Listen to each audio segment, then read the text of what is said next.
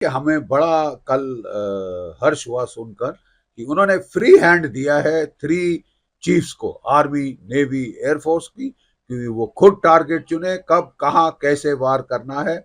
याद रहे 1971 में ठीक इसी तरह इंदिरा गांधी ने फील्ड मार्शल सैम मैनेक्शॉ और 3 सर्विस चीफ्स के ऊपर तमाम लड़ाई का जिम्मा छोड़ दिया था। अच्छे फैसले लेंगे, अच्छी तरह से पाकिस्तान को ठोकेंगे, पाकिस्तान पे बिजली कड़कने वाली है। प्रॉब्लम यह है कि JF-17 का रडार केवल 100 किलोमीटर देख सकता है। तो जब तक आप रडार से पिकअप ना करें टारगेट, आपको इस रेंज का क्या फायदा। जंग के आसार तो अब साफ विदित है आपके सामने। It is self evident that there is likely to be a limited war. देखिए, हमें बड़ा कल हर्ष हुआ सुनकर कि उन्होंने फ्री हैंड दिया है 3 चीफ्स को, आर्मी, नेवी, एयरफोर्स की, कि वो खुद टारगेट चुने, कब, कहां, कैसे वार करना है। वो सब उन्होंने उनके ऊपर छोड़ दिया है, जो कि प्रोफेशनल्स हैं, एक्सपर्ट्स हैं।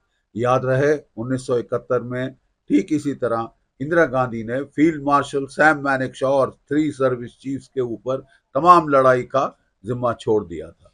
उन्होंने उसमें कोई क्या कहते हैं, माइक्रो मैनेजमेंट नहीं करने की कोशिश करी, कोई मतलब पॉलिटिकल, उन्होंने फ्री हैंड दिया था। और वो फ्री हैंड का नतीजा आपने देख लिया। मात्र 13 दिन में भारत ने पाकिस्तान के 2 टुकड़े कर दिए थे।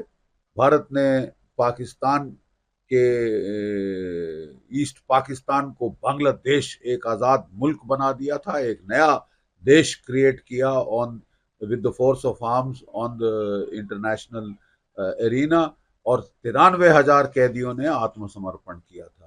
तो जो आसार हैं वो बहुत अच्छे हैं। हमारे तीनों चीफ्स बहुत कम्पिटेंट हैं।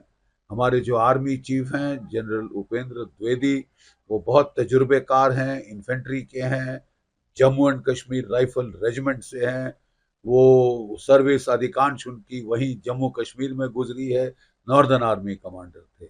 नेवी चीफ त्रिवेदी साहब टारिंग पर्सनालिटी हैं, बहुत एग्रेसिव हैं, डिस्ट्रॉयर पे काम कर चुके हैं, मिसाइल फ्रिगेट कमांड करी थी उन्होंने, एटसेट्रा। बहुत ही तजुर्बेकार अफसर हैं, वेस्टर्न नेवल फ्लीट के कमांडर रह चुके हैं। ठीक है। और जो हमारे एयर चीफ हैं, air chief marshal AP Singh साहब, वो बहुत आउटस्पोकन हैं, बिल्कुल हिप से फायर करते हैं, एग्रेसिव हैं, और अच्छे प्रोफेशनल हैं। और he doesn't mince his words. ठीक है। ये बहुत अच्छी एक तरीका, एक एक क्वालिटी है, जैसे सैम मैनेक्शॉ में हुआ करती थी। और बहुत तीनों चीफ बहुत आला और एक्सपीरियंस तजुर्बेकार हैं। हमें पूरा भरोसा है कि वो अच्छे फैसले लेंगे, अच्छी तरह से पाकिस्तान को ठोकेंगे, पाकिस्तान पे बिजली कड़कने वाली है।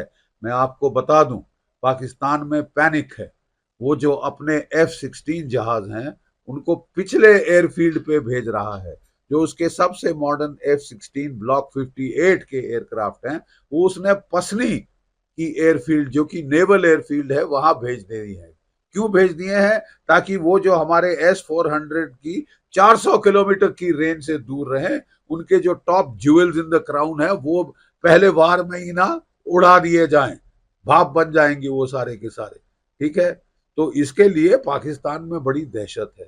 पाकिस्तान बड़ी कोशिश कर रहा है, वो साइकोलॉजिकल ऑपरेशंस की कोशिश कर रहा है कि हमको PL-15 मिसाइल चीन से मिल जाएगा। चीन ने दे दिया है। उसने एक डेमो भी दी थी, एक मिसाइल PL-15E था। जो PL-15 है असली चाइना का, वो तो 300 से 400 किलोमीटर रेंज वाला है। लेकिन जो पाकिस्तान 2 से 300 किलोमीटर रेंज वाला है, लेकिन जो पाकिस्तान को दिया है वो 150 किलोमीटर की रेंज वाला है। प्रॉब्लम यह है कि JF-17 का रडार केवल 100 किलोमीटर देख सकता है। तो जब तक आप रडार से पिकअप ना करें टारगेट, आपको इस रेंज का क्या फायदा। ठीक है। और अभी ये क्या केवल दिखावे के लिए किया गया है या असलियत में किया गया है, ये लड़ाई के दौरान पता चलेगा। ठीक है साहब, लड़ाई के दौरान पता चलेगा। देखिए, बहुत फर्क है अभी और 2019 में। 2025 और 19 में जमीन आसमान का फर्क पड़ गया है।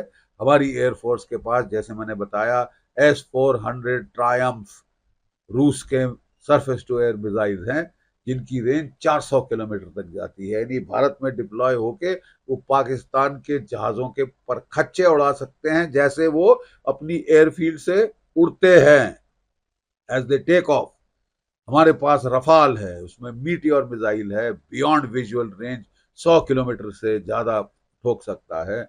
हमारे पास अस्त्रा 1, 2 और शायद 3 भी आने वाले हैं जो कि 100 किलोमीटर के कहीं ऊपर मारक शक्ति रखते हैं।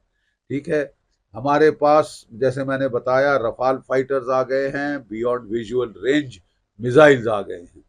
तो बड़ा फर्क पड़ेगा लड़ाई के दौरान। तो जंगी आसार बढ़ चुके हैं। जंग के आसार तो अब साफ विदित है आपके सामने। It is self evident that there is likely to be a limited war.